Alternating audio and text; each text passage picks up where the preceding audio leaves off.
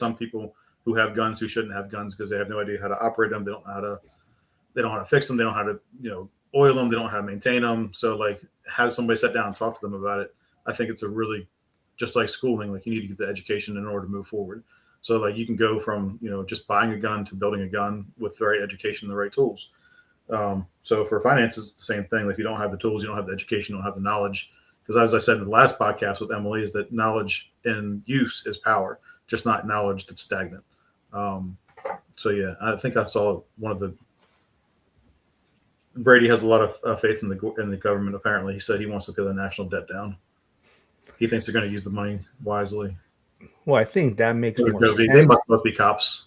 It's just many people won't understand that, right? And they'd rather just have their money. So I think that's the biggest issue. Hey, Emily, I just know that if the government has the money, they're not spending it wisely. So like I know if I have the money, I can do more in my returns than they will because they have a constant influx of money coming in from our hard-earned dollar.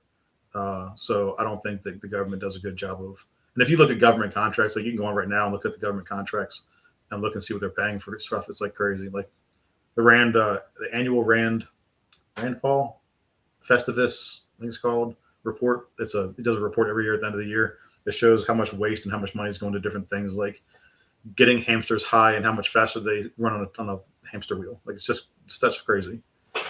So I'm done. Emily, I guess me and Aaron can leave. Not making me and Mark look good. Yeah, so everyone is now. There's a real live Emily's here, and hey Emily. So I guess me and Aaron can just leave now. But Emily, have you kind of been listening into what we were kind of just talking about real quick?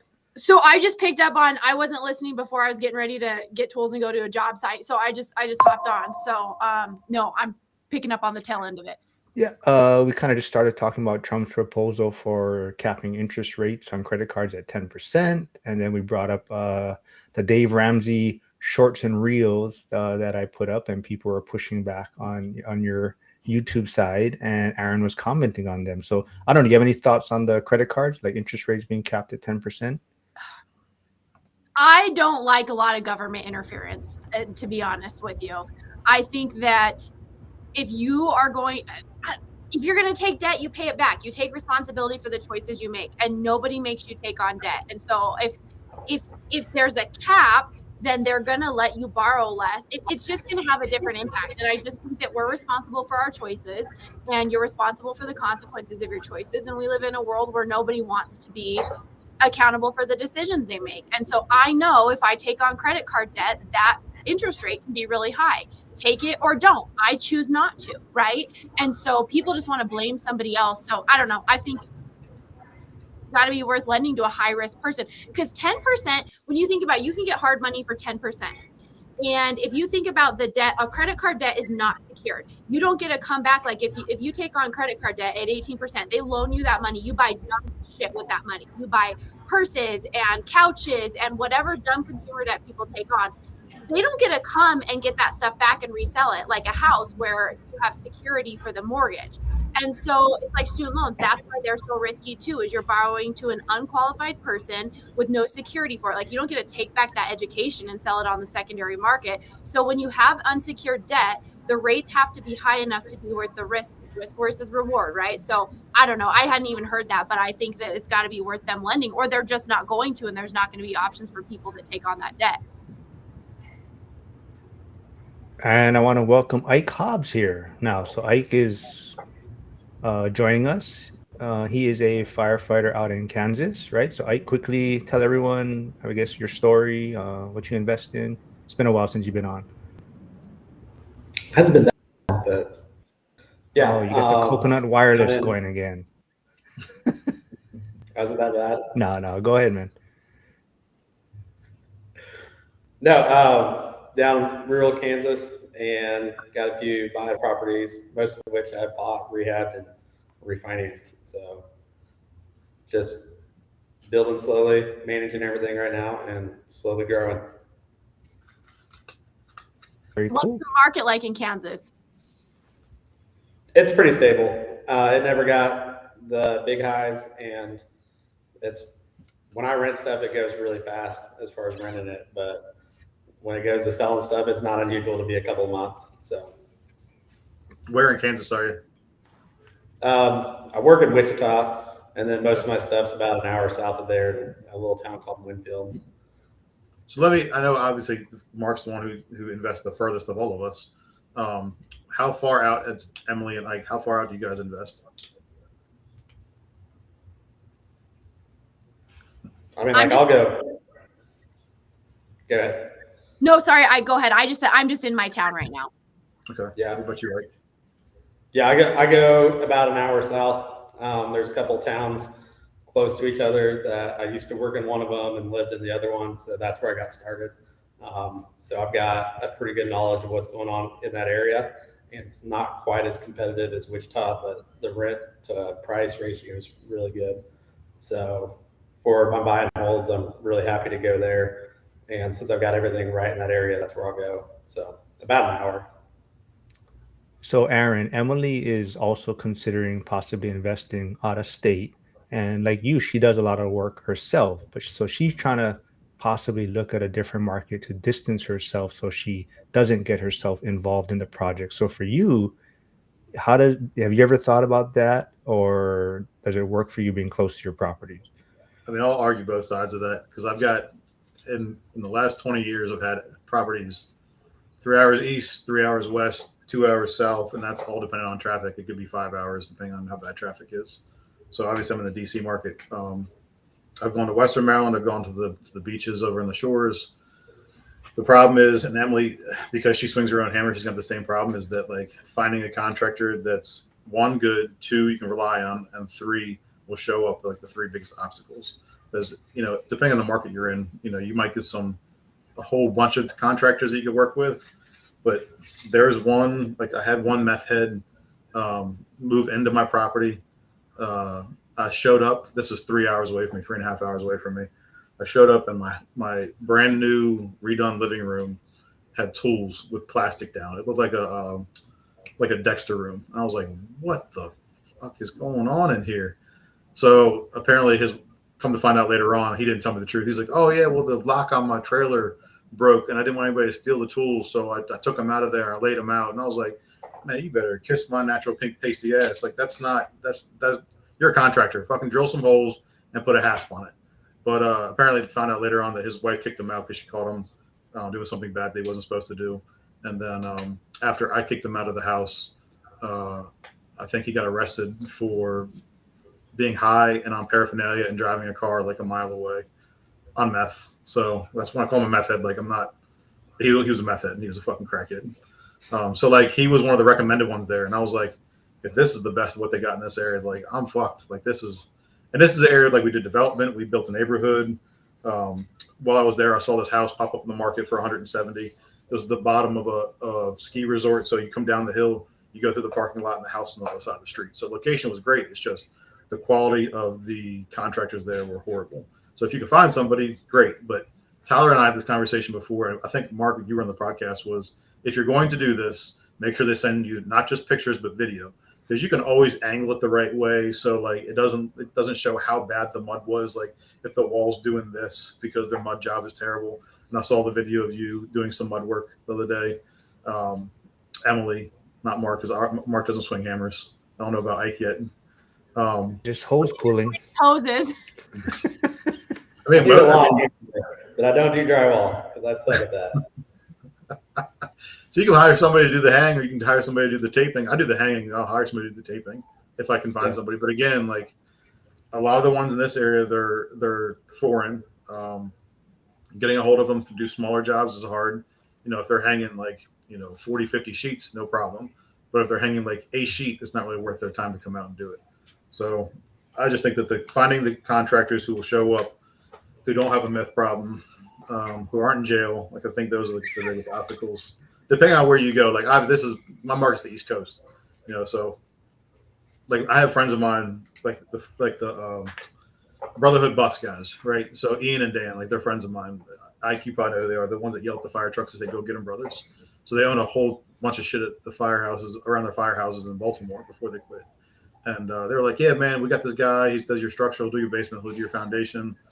Pay him a bag of fucking weed and a 6-pack of Miller Lite or whatever it was. And I was like, these are not the kind of contractors I want to deal with. Like, these are not the kind of guys. Like, I can't leave my tools there now. Like, if I leave them there, they got to be in a toolbox. So, seems like Mark's got a good contractor. He's got good contacts. Marketing, if depending on where you're going to go, we talked about this last podcast, was if you're going to go to a major East Coast city, it could be very much a block by block or street by street project.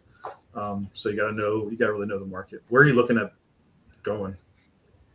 So I'm not really tied to anything. I've looked at, just because I've seen people in the community who are doing things in certain areas. Like Mark has a base set up in the area he's investing. So it's nice to have somebody who, it's not a realtor trying to sell you something. It's not a property manager trying to bring on more clients. Like Mark doesn't care if I buy or sell in Pittsburgh or not, right? He's just sharing his experience there. So I've been looking a little bit in Pittsburgh.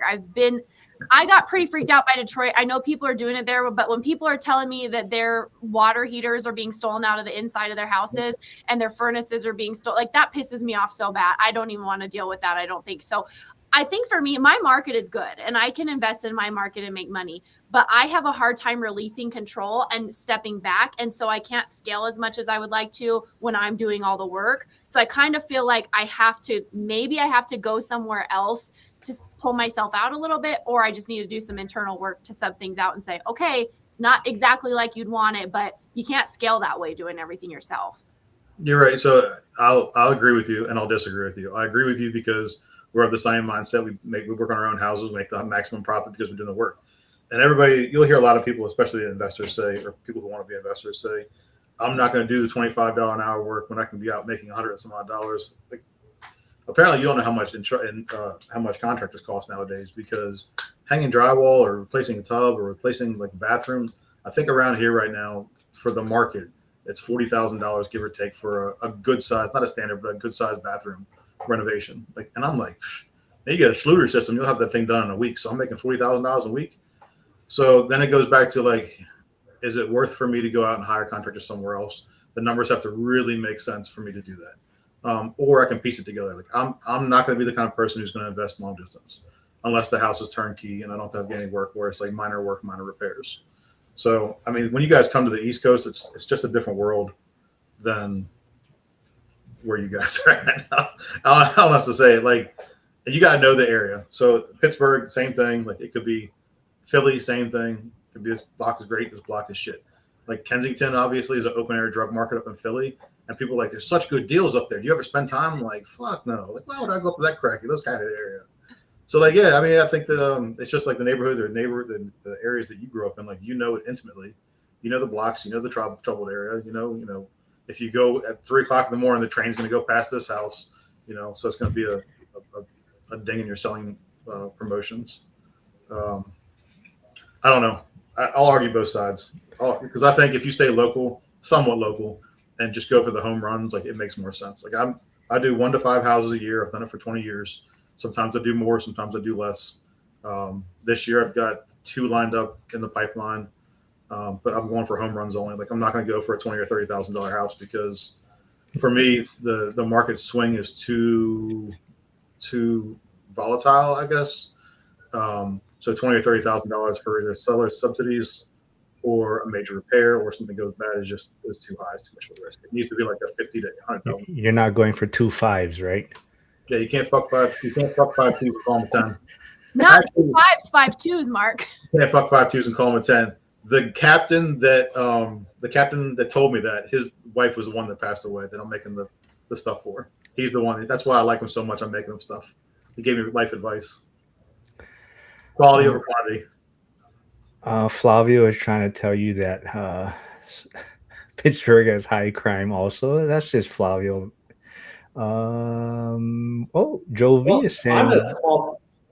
No, go ahead. I'm in a small town, and I have the same issues. Like, but where I'm at, if I put up a few things and make it look like I'm around or somebody's around at least, then I've stopped having issues. But like even small towns, like I think everywhere, if somebody thinks they can get away with it, they're going to do it. So not quite as bad as Detroit, but I closed on a duplex like a year and a half ago, and the ACs got stolen the day I closed. And it was either the seller that did it or somebody else that knew something. But put cages on everything and haven't had an issue since. But I pay pretty close attention. I'm kind of in the same issue of like, I've spent a lot of time on these and I'm trying to scale, so I've got to stop doing less. But at the same time, if you pay attention, like these aren't that bad. So Emily, Joel V is saying if he needs a partner in Wisconsin, if you need a new market to look at investing. Send me your details and what you're looking for and what that would look like for you. Wisconsin. See, I worry about like the Rust Belt, just because like it's so hard on the houses. It's like if you want to buy the beach, like if you buy one block off the beach versus on the beachfront property, it's a lot less wear and tear in your house from like the salt or the damage or the whatever. So like for me, when I look at areas like even cars, like I'm gonna look in Texas and Arizona and New Mexico for cars because they're gonna be the ones that are not from the salt belt where they're getting chewed up and the undercarriage is destroyed. So same thing for houses. Like if I'm going to look at houses, I'm looking in an area where they're not getting destroyed by weather. Yeah, like Salt Lake City, when we buy cars, because we're so close to Salt Lake, if you buy something used, they use salt on all their roads, and Wyoming uses sand, and you notice a big difference on the undercarriage of the vehicles. Hyder, who bought something in his first stay in Gary, Indiana, a 3 a.m. train ran directly behind the building, shaking everything and loud as fuck. Cool experience. Once is enough, though. Jovi is actually complimenting you, Aaron. He said it is nice doing that for the kids. I hate saying the firefighter is doing good. Well, let me step back there. He also got same captain who said you can't fuck 5.2s and call him a 10. He said that if I came near his daughters, he'd cut my balls off because his daughters are like 5 or 6 years younger than me. I'm still friends with the whole family. Like I'm still friends with, I was friends with Kim and Bobby and the 2 daughters. So it's a good family, good people. Brady, who's in Wyoming, says, I leave my tools on the job site without locking them up. How many areas can you do that in? I've never had an issue. But I think in Wyoming, people, like, there's a lot of guns. There's a lot of private property. Don't screw with people, and I think people... Nobody steals Ryobi that side. No, that's the joke, Aaron. Okay, well, since Aaron and Ike are here, then is there certain tools you guys prefer to use? There's kind of a little debate, I guess, going on. Ike, go ahead, buddy. I have DeWalt because when I was a teenager, I started with DeWalt. So I've got all my batteries are in DeWalt. Batteries. I'd be in Milwaukee if I had batteries there, but I like DeWalt. I had a buddy helping me with my last project. He had Milwaukee and certain things. It's like everything. Certain things other companies do better, but DeWalt's super solid. So I've got everything. I literally have. I've got an entire series of Ryobi at my beach house. I've got Rigid. I've got DeWalt. I've got Milwaukee. I've got Metabo. What else do I have? I just bought a new Bosch chop saw for trim work. So I was giving Emily a hard time on Instagram because she did one of those sped up videos, time lapse videos, and I saw her stop and walk away from the job, and I was like, so I played it back, and I saw the battery was missing because her battery had died on her DeWalt saw. We're on it. So right now we're not ready for the electrician to come back. So we have one outlet that has, a power strip on it. And so somebody commented, oh, you should always keep a battery charged. And it's like, yeah, but I have limited battery power. And the other thing too, this is really important for people. Every house fire I have heard of, like pretty recently, is some sort of a charger. And a lot of I've heard of are like kids' electric scooters, people charging their kids' scooters. So chargers are kind of the main thing. So I don't like to leave those charging when I'm not there on a vacant house. I'll hit that from all different angles. Oh yeah, that's for you guys. Yeah, let's talk about fires. I mean, everything in our town, it's like someone leaving a charger somewhere and it's starting a fire. So before I got hired by DC, I was doing my internship with the ATF. Don't hate me. I was trying to do arson investigation in the county where we had a big DC arsonist. And a lot of the people were like, we'll say certain people in the area who were investigators who were kind of lazy. Everything was like, oh, that was an electrical fire. Oh, all right, so let's send out the box and see if it was actually, send that to the ATF and have it studied and see if it was an actual electrical fire. Like, oh, well, we're going to just make them undetermined now. So like I just know in the country when people say, oh, it's an electrical fire, I'm like, all right, we'll prove it. Well, I can't because I didn't send it out. It's just my opinion because here's the V patterns and whatever else.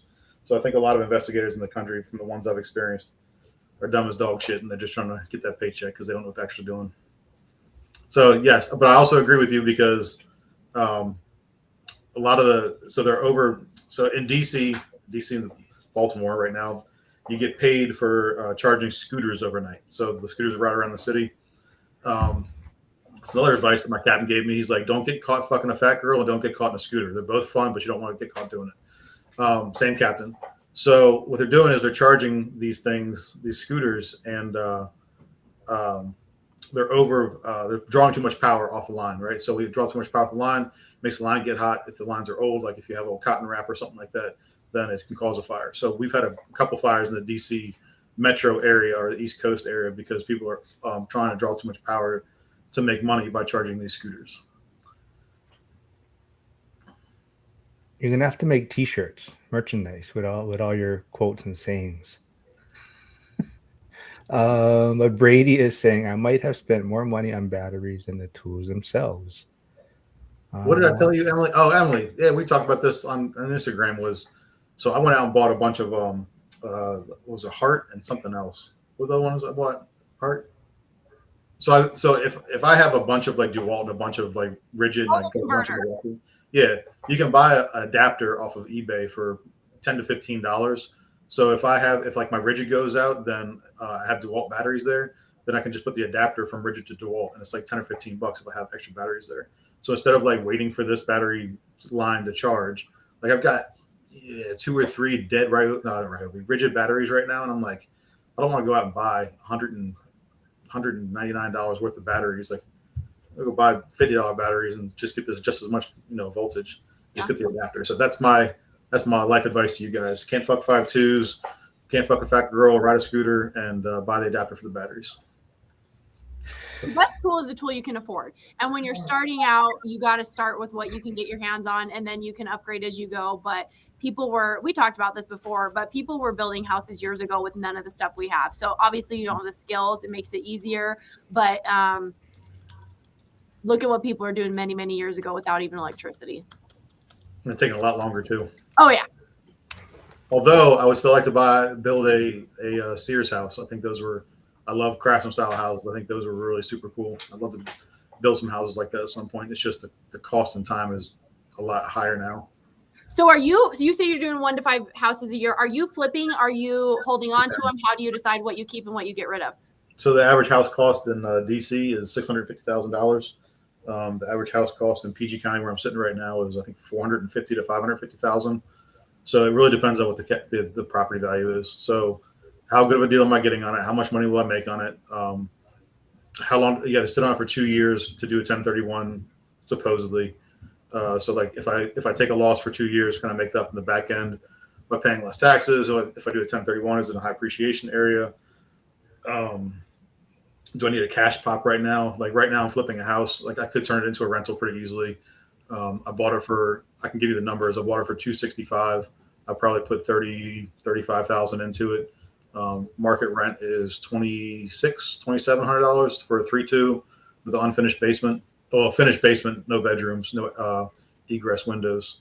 So if I refinance with the new rate drop coming up in probably April, how much will my mortgage be? Is it enough of a profit margin for me to keep it? Probably not. I can do a cash pop. I want to fund off of this deal. I'm going to fund my 2 sons their 529 plan. So if I drop, I'll give you the whole thing. So if I sell it and I make a profit of say $85,000, $75,000, I can take probably $20,000 or $30,000, put it into my son's 529s plans.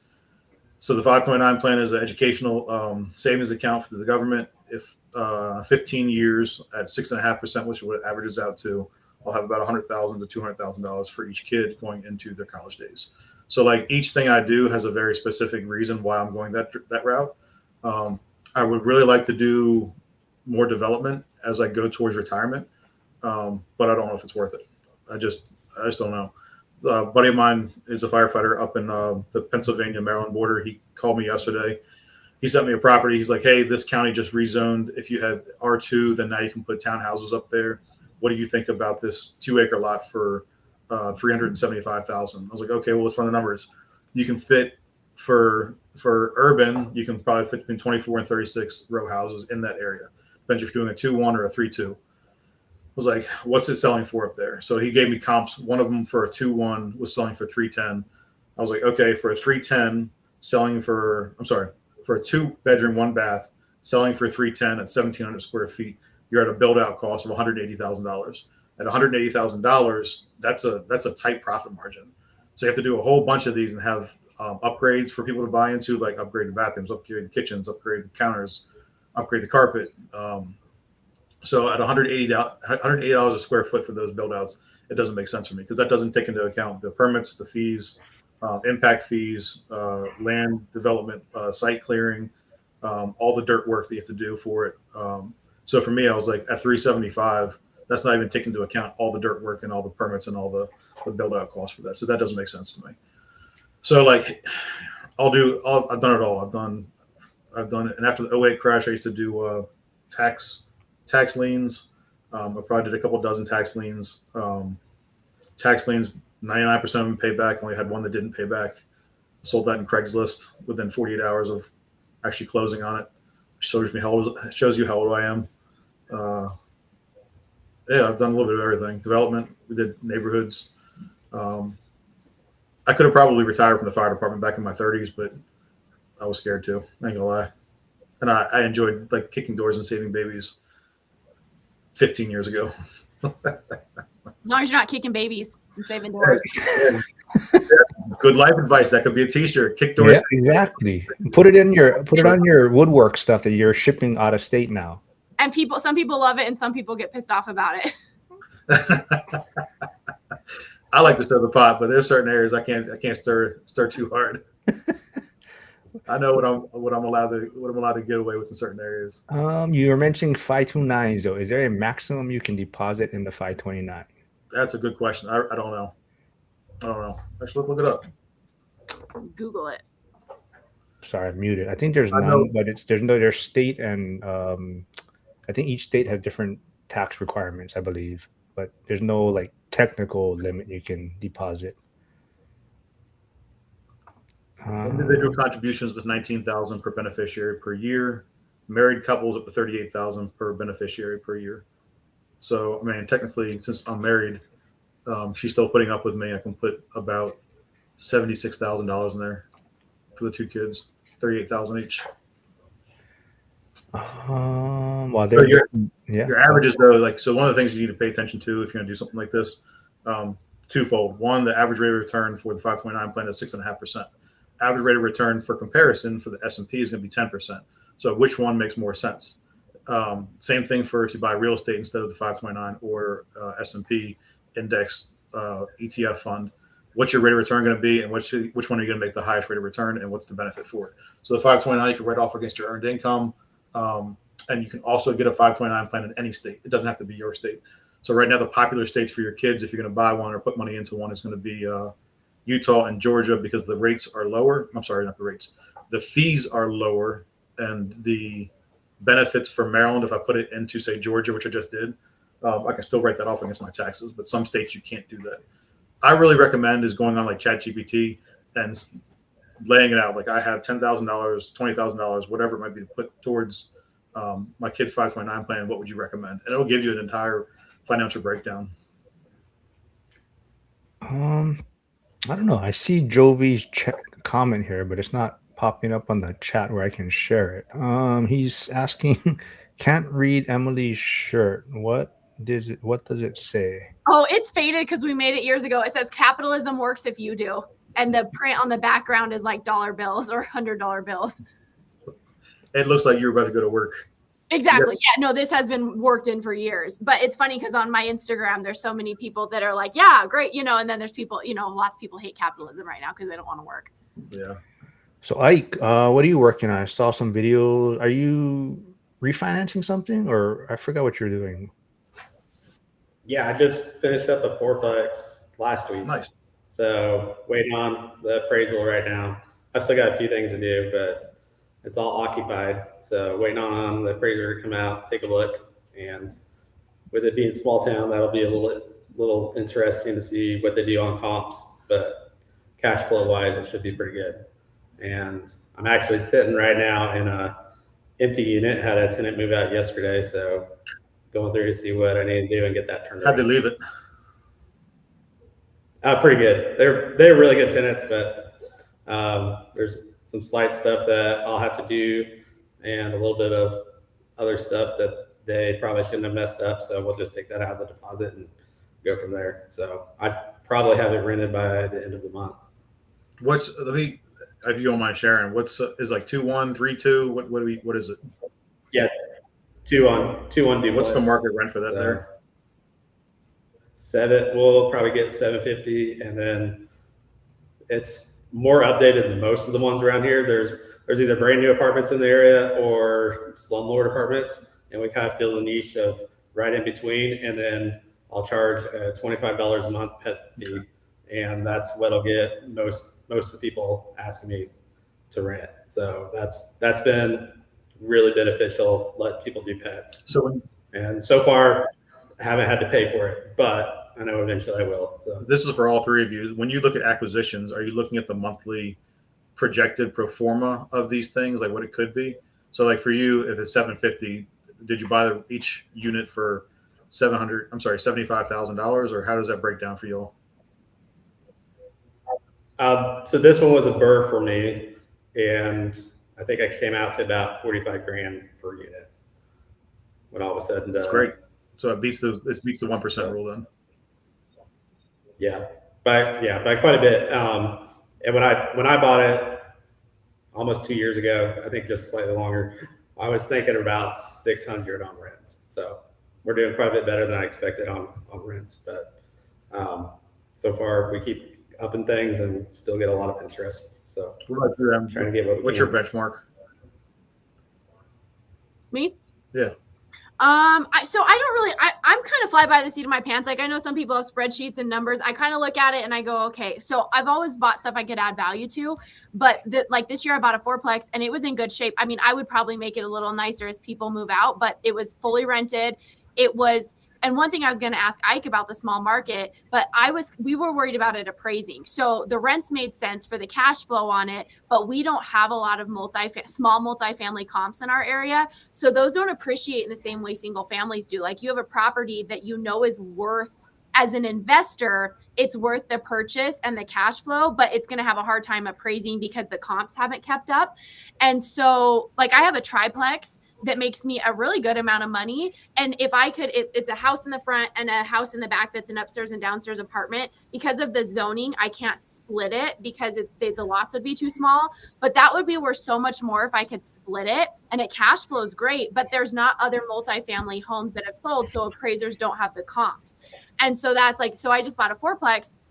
And it was not a fixer. It was in great shape. And everyone's like, oh, it's, that seems high for the comps, but I knew it was a good value just because of the return on it. So that sometimes it's like, what's the return? A lot of times I'm going to renovate it and I can just go, okay, here's what it costs. Here's how much it's going to cost me to renovate it. Here's how long it's going to take that I'm going to have to carry it. Here's the rents when they're done. Good. It's kind of like back of my brain. I couldn't really, it's not that official, but it's worked for me so far. So. What about you, Mark?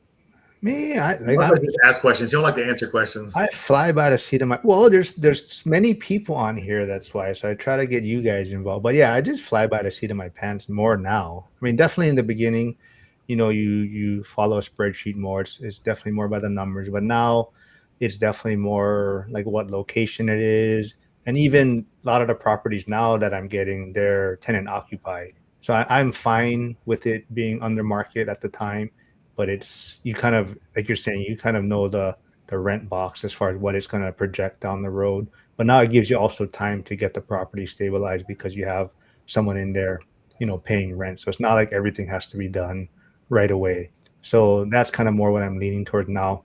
I think when you first get started, you're definitely hesitant about having tenants in there. You're kind of worried about that.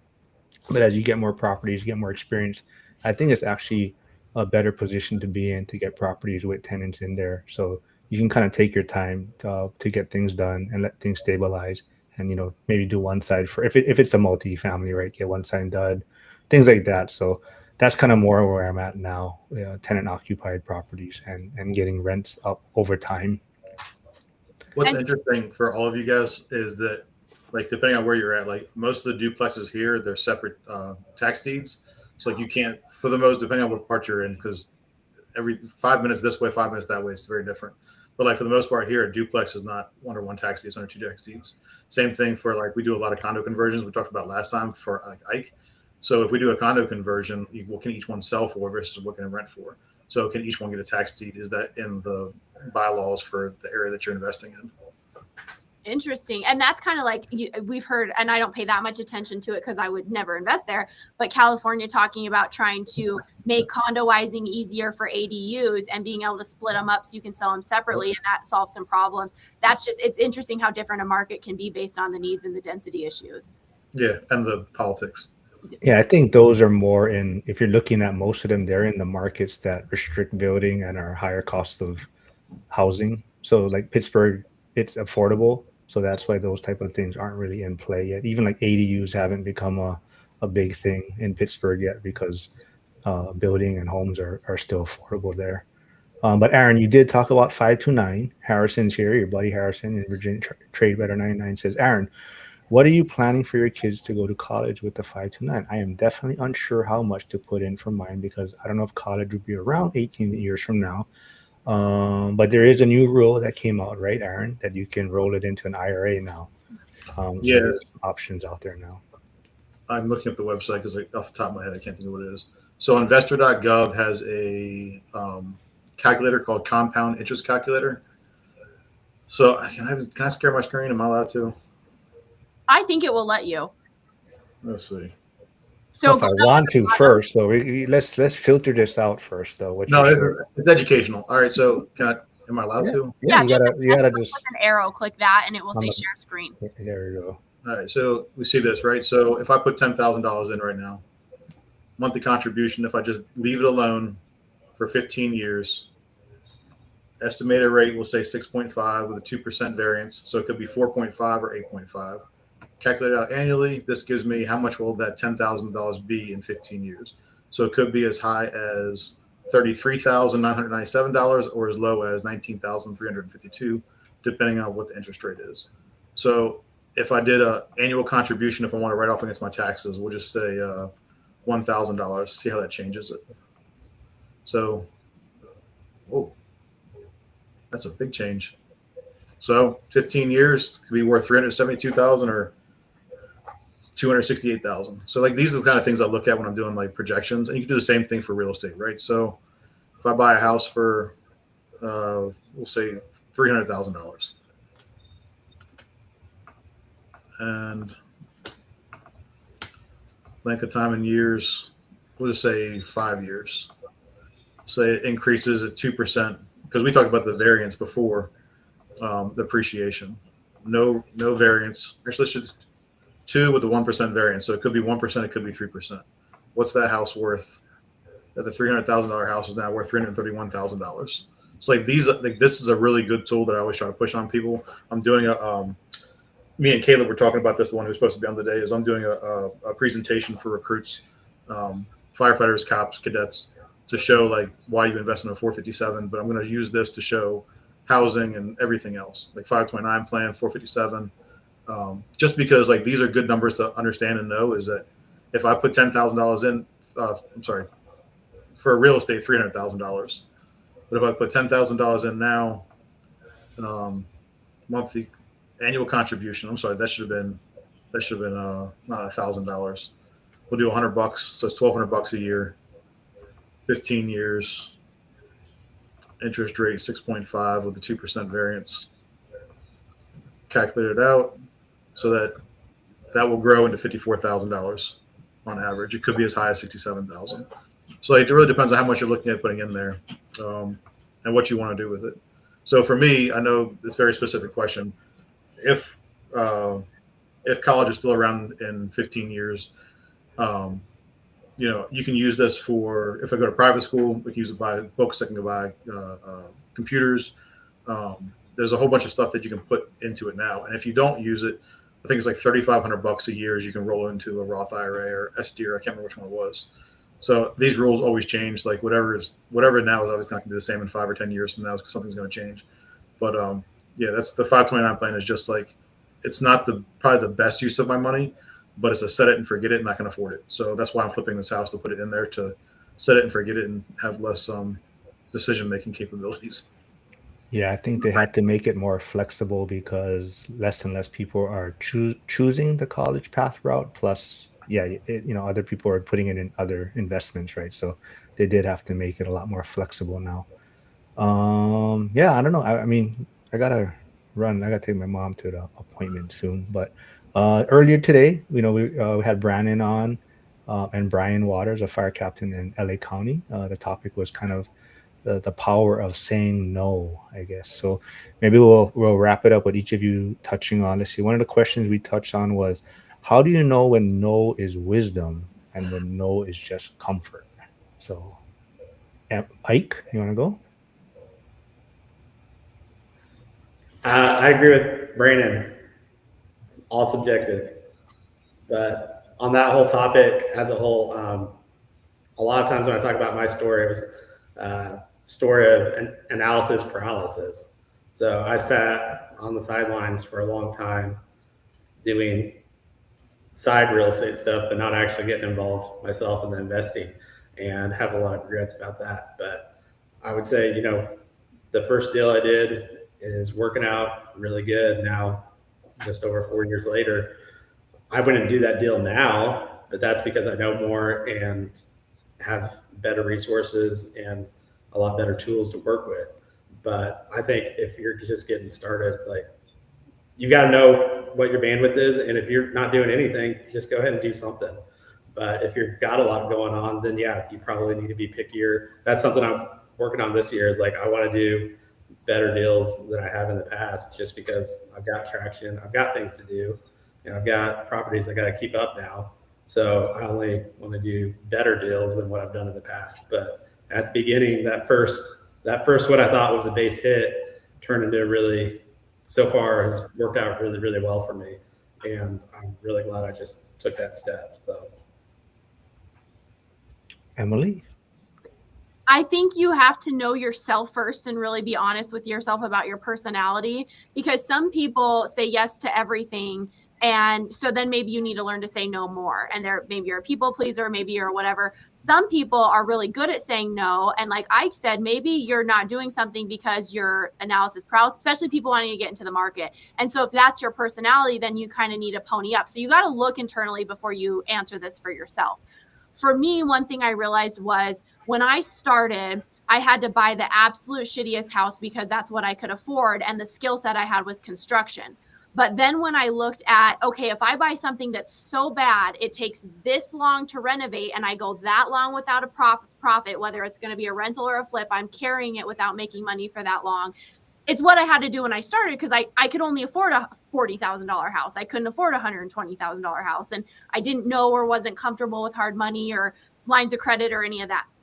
Now, if I'll go look at houses that are really cheap, but they're huge projects. And if you really look at how long it's going to take you and how much time that house is going to sit, it's not necessarily the best buy. It might be better to buy something a little bit more expensive that's going to take you less time and be costing you money for less time while it's making you no money.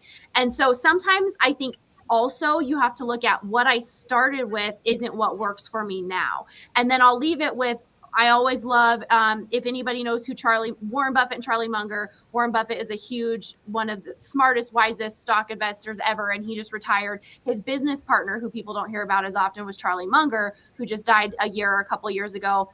And I read a thing that said Charlie would say too hard. Like sometimes something would come to them as a business opportunity and it would work, but too hard, too complicated. So I found myself in the last couple of years when deals come up going, could I make it work? Yeah. But is that the best use of my time, money, and energy? Probably not. And so I'm saying that to myself so much now. But when I started, I didn't have that luxury. And so it's, who are you? What's your personality? And where are you at in your journey? That might kind of change. Before Aaron answers, I kind of want to add a little to his, since you mentioned earlier you probably could or should have retired, maybe 15 years ago. Was it because of comfort, though, you think, that you stuck around? I know you said you enjoyed it, but what was part of it comfort? This is a really long answer. You sure you want to answer it? Up to you, man. All right. So 10 years ago, there was a house fire where a Greek family got tortured and murdered over the course of two days. Right. So if you look up the Greek mansion murder in DC, I got hurt in that fire. I went through a floor. I rolled my ankle. The police and fire clinic told me that I had a sprained ankle. Blah blah blah blah blah. So for 9 months, I was just a bitch. It's come to find out they misdiagnosed me. I had every ligament in my ankle detached. I had torn cartilage. I had avulsion fractures and blah blah blah blah blah. So they tried to retire me at $18,000 a year. So that's when I started hitting real estate a lot harder because I really don't want to be poor again. So that's the shortest abridged version of when I started hitting real estate harder. I was like, okay, but then I was like, okay, I'm healthy again, so stick around, still having fun, and that varies, depending on how long you do in a career. This is year 26 for me in the fire department. This is year 20 going to 23, 23 in DC. So it's fun. Like I have a lot of fun. I have a great job. Fire department job is a great job. It's the only place where you can give somebody a dollar bill and they're complaining about how old or how worn out it is. So yeah, but then I was like, now I'm to the point where, okay, I've got, 2.5 years left. So in 2.5 years, I'll get a pension the rest of my life. I get forever benefits. We get cost of living raises. So there's a lot of benefits. That was to answer your question, leading into the other question, that was a very emotional time for me because I didn't know what was going to happen. I didn't know if I was going to ever run again because I used to run. Like I said, the last podcast, I was trained to run a marathon when I got hurt. So it was on trails. So that's why I was asking Emily about her marathons was that I used to really love running. But yeah, it was partly emotional, partly intelligent. And I think when you say you have to say no, it kind of leads into that is your no an educated no or is it an emotional no? And you have to know where it's coming from. You're muted. Yeah. All right. Yeah. Well, Rapid Brady says I probably say no too much, but I'm highly risk adverse. Me too. That describes, I guess, how Emily was presenting. That describes how I feel about heavy rehabs. If I'm going to take on that much work, then I prefer new construction, way more predictable. Are you going to answer, Mark? What was it? It was, how do you know when no is a wisdom and when no is just comfort? How do you know when no is... Get him, Emily. Get him. I think for me, it's... and Aaron and Ike will probably agree. It's a lot of it is, I think, just our mentality. First responders, we kind of just jump into a lot of things, right? So a lot of times there is not a lot of wisdom, I would say, associated with our initial response or reaction to things. And Ike can attest. His first deal, he's not saying he would do it again today, but it worked out okay. He learned, and I think that's where most of my decisions come from, right? We just jump in, we figure it out, and we have enough information to make a somewhat educated decision on it. We're never going to have all the answers or all the information, and we do our best, and it's all just learning. The whole process is constantly learning and just making sure we don't make those same mistakes again, right? So like Ike now, where he's at, he's saying like, if that deal presented itself today, I probably wouldn't do it. But he is still glad that he did it, right? And I think that's the biggest thing is we just have to kind of jump in, and instead of waiting on the sidelines, like Ike was saying, maybe in the beginning he was on the sidelines a little bit, but now he's rocking and rolling. I see a lot of his social media. He's doing a lot of stuff, and he will be in Vegas. Emily's going to be in Vegas. Ike will be in Vegas, trying to convince Aaron to go. Tyler's going to come up and check it out. He said too far, and I got two little ones. Ain't having them. I would love to. All right. Well, when we have the Pittsburgh one, we'll let you know when we come out to Pittsburgh on the next one. Why would I want to do that shithole? Oh, I mean, no, I just want to know how long it's going to take to build the Wegmans in Pittsburgh. I mean, it's like I really want to go in there's a Wegmans. That's going to take years. But I still have no idea what that is. It's a grocery store. It's a magical place. I know Buc-ee's. Isn't Buc-ee's a gas station? Buc-ee's is amazing. Buc-ee's is everything. Oh, okay. I've never been to a Buc-ee's. Buc-ee's is amazing. Buc-ee's just came to the East Coast. It's like an hour for me. Like people were traveling to go to Buc-ee's for the experience. It's the first one on the East Coast. It is awesome. So yeah, if you haven't been there, you gotta check out Bucky's. I guess Wegmans apparently, but they're opening one up in Pittsburgh, I believe. I forgot exactly where, but yeah, that's the next big thing coming out there. Yeah. Any final words? Ike, you got all your accommodations for Vegas? You're all set? Not yet. I got to figure out if this appraisal's Tickets, coming hotel. in. Huh. Waiting on this appraisal. All right, Emily. I know I know Emily's husband's taking care of all of that. She does have the tickets. Aaron. So Caleb, quickly then, since Caleb wasn't able to make it, what can people expect from Caleb next time he's on or when he joins us? So Caleb is a firefighter medic. He works in the EMS side of San Antonio, Texas. I think he's got 13 years in the job. He called me the night we're in the same shift because they work 24/72 as well. And he called. We just kind of spitballed some ideas, and he wanted to hop on here to kind of get the information out. He's passionate about trying to help people get in a better financial position. So we've been talking about how we're going to present stuff to invest in this, not in that. He's got 5 or 6 stores, I think, if I remember correctly. He's looking at doing his financial planner down the road. But he's trying to get kind of information out on his Instagram page, and I can't remember what it is. It's something fire related. Yeah, right there. So First Responder Finance, go check him out on Instagram. Unfortunately, he wasn't able to make it today, but we'll get him back on. Hey, Hugo's here. What's up, man? But yeah, we'll get Caleb on hopefully in the near future. Everyone, thanks for tuning in to this second one of my live today. But I'll see everyone tomorrow. I'll be back with Joe and Lauren and possibly a return guest. It's been a while since he's been on, so I'll leave it at that. But everyone, thanks for tuning in, and I'll see you folks tomorrow. Thanks, fellas.